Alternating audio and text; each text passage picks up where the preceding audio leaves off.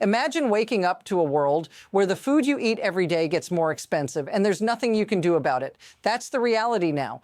President Trump's trade war isn't just about tariffs. It's about a strategy that could disrupt the very supply chains feeding millions of Americans. But it gets worse. In a shocking move, Canada, America's largest trading partner, just made a decision that could send ripples through the entire North American food system. What happens next could affect your grocery bill and the way food flows across the continent for years to come. Stick with me, because this isn't just about politics. It's about something much bigger, and we're just getting started. What's really going on here? Just hours ago, the Trump administration reached out to Canada with an urgent request. They're not asking for new trade deals. They're begging for help with one of the most basic needs, wheat. And the stakes couldn't be higher. We're talking about a $22 billion industry at risk. But here's where it all flips. Prime Minister Mark Carney didn't just respond. He made a move that could change everything. Instead of rescuing American trade relations, he turned to China, locking in agricultural deals that could shut out American buyers for years. Now, you might be wondering, why would Canada, with so much at stake, make this decision? And more importantly, how will this affect you? Well, the answer isn't simple, and it's not what you're being told. This is where the real shock hits. The Trump administration has been quietly pushing for tariff reductions on Canadian agricultural exports, trying to ease the strain on cross-border trade. But the response from Prime Minister Carney? It's nothing short of a game changer. Instead of rushing to restore the relationship with the U.S., Carney doubled down on China. In fact, he just announced a massive new agricultural trade deal with Beijing. Now, the impact is already being felt. Canola, lobsters, wheat, you name it. All of these products that Americans rely on are now locked in with China, with tariffs slashed and deals signed. But notice what's missing here. Not a word from Washington about how quickly this pivot could shake up the entire agricultural landscape. This isn't just a minor setback. It's the beginning of a major shift in global food systems. Now let's talk about escalation. The situation isn't just bad, it's getting worse. Think back to the U.S.-Soviet grain embargo decades ago. That was a crisis. But this feels like history repeating itself, only now America is the one imposing the restrictions. Canada, for years, the U.S.'s agricultural partner, is now pivoting to China, making deals that could lock American buyers out of crucial markets for good. And here's the real kicker. China's not just looking for new suppliers. They're locking in long-term, high-value contracts that leave the U.S. at the mercy of tariffs. The writing is on the wall. For Canada, China's the more predictable partner. For America, the nightmare is just beginning. What's more, experts are warning that this shift could set off a chain reaction, one that could cripple North America's food security for decades to come. Now, let's dive into the heart of it. The evidence here is undeniable, and it's disturbing. Carney's trade deal with China isn't just some passing moment. It's a fundamental shift that will echo through North America's agricultural systems for years. The scale of this is staggering. Canada is making moves that directly contradict the very goals of U.S. trade policy. But here's the part that changes everything. The United States isn't just losing out on wheat exports. This deal opens the door for China to become the dominant buyer of Canadian agricultural products, pushing U.S. buyers out of the picture for good. And while U.S. farmers struggle with rising costs and uncertainty, Canada is already signing multi-year contracts that will leave America scrambling to catch up.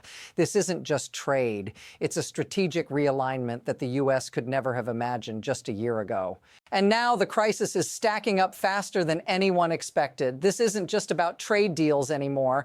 It's about complete system collapse. Over the past few days, two things happened. First, Canadian wheat farmers locked in deals with China. Second, American farmers are staring at empty shelves and skyrocketing prices. Wheat growers in North Dakota, Montana, and Minnesota, states that have historically depended on Canadian grain, are already feeling the heat.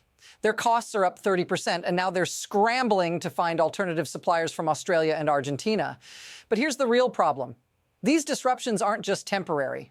Once these relationships are severed, they won't just rebuild overnight. We're witnessing a rapid unraveling of a market that took decades to form. And now we're left asking, what happens if this continues? The longer this goes on, the harder it will be to put the pieces back together. But let's make this personal. Think about the everyday impact. For the average American, these disruptions mean one thing: higher food prices. Wheat prices alone have already jumped by 12%, and food manufacturers are passing those costs directly to consumers. For families already struggling with inflation, that's a significant blow. Imagine paying an extra $960 per year just for basic groceries like bread, pasta, and cereal. But it's not just the consumers who are hurting. Small businesses that depend on these grain supplies, like grain mills and transport companies, are facing collapse. One family-owned mill in Kansas is already staring down bankruptcy, unable to absorb the 28% increase in raw material costs. If this continues, entire communities will be wiped out. If this feels familiar to you, if you're already seeing the pinch at the grocery store, let us know in the comments. Now let's take a step back and look at the bigger picture. This isn't just a series of unfortunate events. It's a system that's designed to break under pressure. The reason this is happening? It's about leverage. Both Canada and China know exactly what they're doing. While the U.S. is caught up in the politics of tariffs, China is quietly securing long-term food contracts that will reshape the global market. Why? Because food security isn't just an economic issue, it's a political one. By forcing Canada into these deals, China is locking down a vital resource. But the most unsettling part? This entire situation was avoidable. It's a mix of fear, spectacle, and bad policy decisions that have now put North America's entire food system at risk. And as the U.S. continues to burn bridges, China's stepping in to reap the rewards. So what happens next? There are two possible paths. On one hand, the Trump administration could blink. They could offer tariff relief in exchange for some kind of trade agreement. This would ease the pressure on American farmers and begin the slow process of rebuilding these shattered supply chains. But here's the problem. Even if the U.S. offers temporary relief, the damage has already been done. The relationships have shifted, the deals with China are signed, and Canada's focus is now firmly on Asia.